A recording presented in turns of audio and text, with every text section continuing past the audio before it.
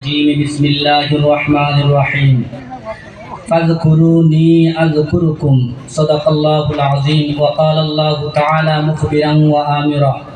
إن الله وملائكته يصلون على النبي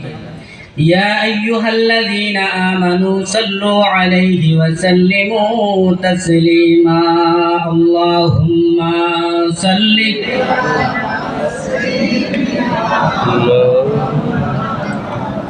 وعلى آله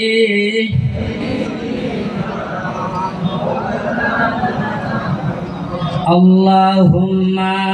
صل على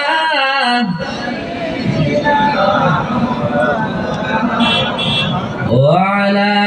آل سيدنا مولانا